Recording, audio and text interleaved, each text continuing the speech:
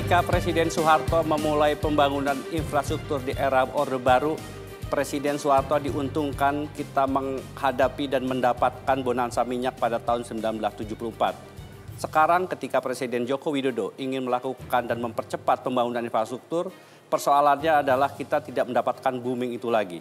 Komoditas harganya pun sedang terpuruk. Namun keinginan dan keharusan kita membangun infrastruktur membuat kita harus mencari jalan lain. Bagaimana kita mengejar pembangunan infrastruktur bersama saya, Suryo Pratomo, inilah Economic Challenges.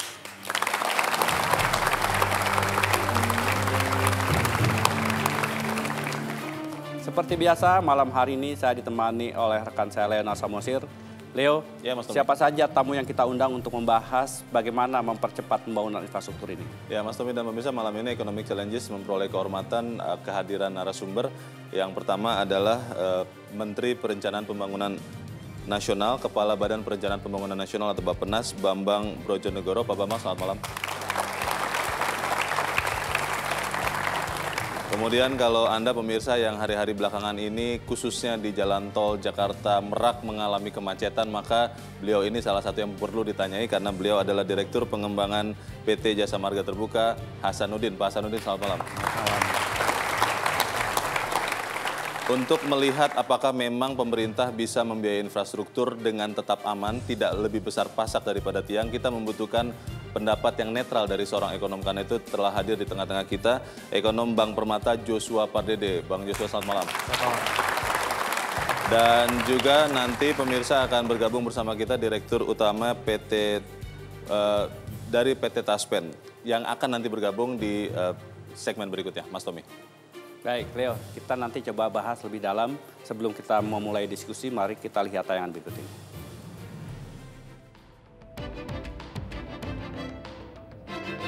Presiden Jokowi menargetkan pertumbuhan ekonomi mencapai 5,6% pada tahun 2018. Proyek infrastruktur strategis nasional harus segera dibangun jika target pertumbuhan di atas ekspektasi ini ingin terrealisasi. Namun dari kebutuhan pembangunan 1.000 triliun pada tahun ini saja, pemerintah hanya memiliki anggaran infrastruktur kurang dari 400 triliun. Kondisi keuangan perusahaan infrastruktur pun setali tiga uang. Hampir seluruh BUMN karya dan infrastruktur telah menguras kemampuannya untuk membangun infrastruktur. Dan semakin beresiko jika terus dipaksakan. Diperlukan skema pembiayaan infrastruktur di luar anggaran agar kekurangan dana pembangunan dapat tercukupi. Namun, apakah proyek infrastruktur menarik bagi investasi? Sanggupkah pemerintah menepati janji pertumbuhan ekonomi?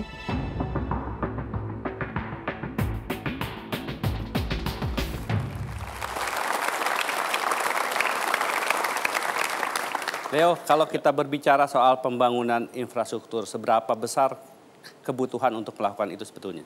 Ya, Mas Tommy dan pemirsa, saya punya beberapa data di sini yang akan memperlihatkan bahwa betul ketika kita ingin membangun infrastruktur, kita membutuhkan dana yang besar karena itu juga menjadi salah satu penopang utama pembangunan. Kita melihat bahwa pemerintah menargetkan pertumbuhan ekonomi Indonesia untuk tahun depan 2018 5,6%. Ini angka yang seharusnya bisa dicapai, tapi memang banyak hambatan dari luar dan dari dalam yang mungkin kalau kita tidak berhati-hati bisa menghambat itu.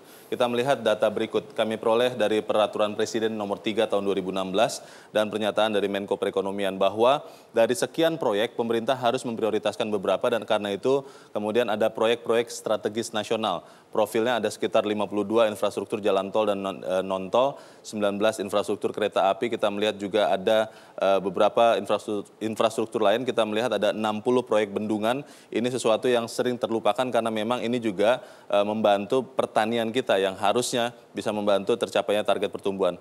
Kita melihat kebutuhan pembiayaan infrastruktur pemerintah 2015 hingga 2019 itu besar sekali.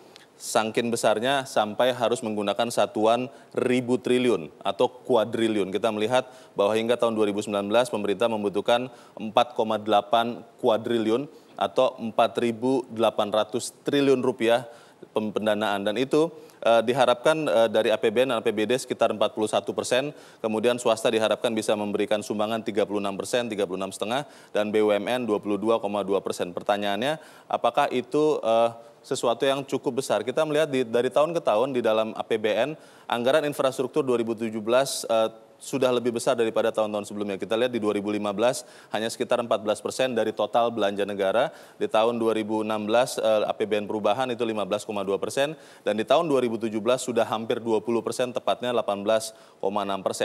Kalau kita melihat itu, maka harapan berikutnya adalah apakah kita bisa menambah utang untuk membiayai pembangunan. Ternyata itu cukup sulit karena defisit APBN 2016 sudah mencapai 1,8%. Kita mengingat bahwa undang-undang mengharuskan lebih kecil daripada 3% dari APBN untuk defisit. Kita melihat rasio utang terhadap PDB Indonesia juga sudah relatif besar di tahun 2015 sekitar 27%, walaupun memang masih manajeable tetapi tidak menjadi sesuatu yang favorable untuk mencari utang baru. Bagaimana dengan kemampuan badan usaha milik negara? Kita lihat rasio utang terhadap ekuitas atau debt to equity ratio. Semakin besar DER ini, maka sebetulnya risiko keuangan terhadap perusahaan semakin besar. Kita lihat Jasa Marga di tahun 2016 debt to equity rasionya sudah 227%.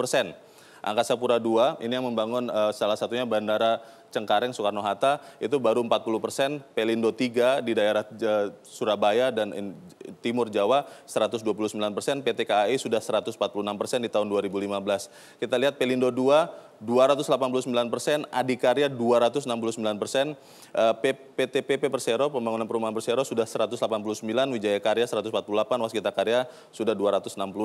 Kita melihat bagaimana dengan peringkat daya saing Indonesia ternyata relatif tidak begitu meningkat dibandingkan tahun lalu. Di tahun 2015 di peringkat 34, di peringkat 2006, di tahun 2016 37, sementara di tahun 2017 targetnya adalah di peringkat 41. Pertanyaannya, kalau kemudian pilihan-pilihan itu sangat terbatas, bagaimana mengejar pembiayaan infrastruktur, Mas Tommy? Baik, saya ingin mulai dari Pak Bambang. Pak Bambang, apakah memang sebegitu mendesaknya dan memang begitu banyak yang harus dilakukan infrastruktur secara bersamaan? Ya, sebenarnya kalau mau jujur kita ini terlambat, banyak terlambat dalam membangun infrastruktur. Nah inilah yang kita alami pada hari-hari ini di mana misalkan Jakarta mengalami kemacetan. Kenapa Jakarta mengalami kemacetan? Karena kita terlambat membangun infrastruktur yang terkait dengan mass rapid transit misalkan. Nah, kalau ditanya apakah kebutuhannya besar, saya harus jawab memang sangat besar. Karena memang ketersediaan infrastruktur kita maupun kualitasnya itu sudah jauh tertinggal. Bahkan kalau kita bicara daya saing dengan negara lain, di beberapa tahun yang lalu, faktor yang membuat Indonesia daya saingnya itu agak lemah dibandingkan negara tetangga, itu salah satunya adalah infrastruktur.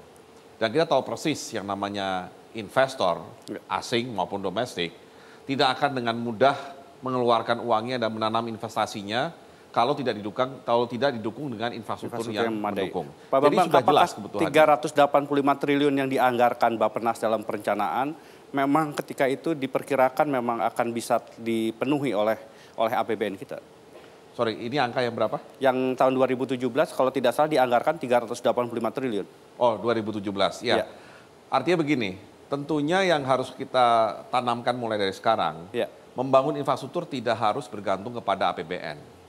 Justru kita harus pintar memilah, dan itu adalah tugas kami di Bappenas, memilah mana yang infrastruktur yang memang harus dikerjakan hanya bisa dengan APBN, mana yang bisa dikerjasamakan dengan swasta, BUMN, ataupun sepenuhnya dikerjakan BUMN maupun swasta. Untuk jenis infrastruktur yang dibiayai dengan APBN, itu sudah cukup jelas. Tadi disebutkan oleh Leo mengenai waduk misalkan. Waduk, irigasi itu sudah jelas harus APBN. Jalan arteri, jalan konektor yang tidak tol, jelas harus dari APBN. Nah tetapi kemudian ketika kita bicara sistem penyediaan air minum, kita sudah mulai bisa mengembangkan namanya kerjasama pemerintah badan usaha, yang dulu dikenal sebagai public-private partnership. Nah kemudian juga kita bicara pembangkit listrik, kita bicara jalan tol, terutama di Jawa, apalagi Jabodetabek, itu sudah pasti 100% dikerjakan baik oleh swasta maupun oleh BUMN. Jadi yang paling penting sekarang mindset kita adalah bukan kenapa kita membangun banyak infrastruktur, tapi kita harus mencari sebanyak mungkin cara untuk membiayai pembangunan infrastruktur tanpa harus bergantung sepenuhnya kepada APBN. Biar APBN fokus kepada yang menjadi kebutuhan dasar masyarakat. Baik, saya ingin sekarang Pak Hasanuddin. Pak Hasanuddin, tadi disampaikan oleh Pak Bambang bahwa BUMN salah satu yang diharapkan untuk melakukan pembangunan infrastruktur. Tadi dikatakan oleh Leo bagaimana debt to equity ratio-nya sudah hampir 226%. Bagaimana kemudian Jasa Marga bisa memenuhi harapan untuk melakukan jalan tol yang lebih panjang lagi? Kalau kita melihat pada rencana jangka panjang menengah pemerintah di 2015-2019, ada target pemerintah untuk membangun 1.000 km jalan tol. Jasa Marga sendiri saat ini sedang membangun 700 km jalan tol, Pak. Yang terdiri dari 18 ruas jalan tol, dan dari 18 ruas jalan tol tersebut 13 ruasnya sudah financially close. Tinggal 5 ruas yang saat ini sedang kita carikan pendanaannya, yaitu ruas Jor. Jor itu ada 3 ruas ya, yaitu Cinere Serpong, kemudian Serpong Kunciran, dan Kunciran Cengkareng yang kira-kira membutuhkan investasi 5 triliun.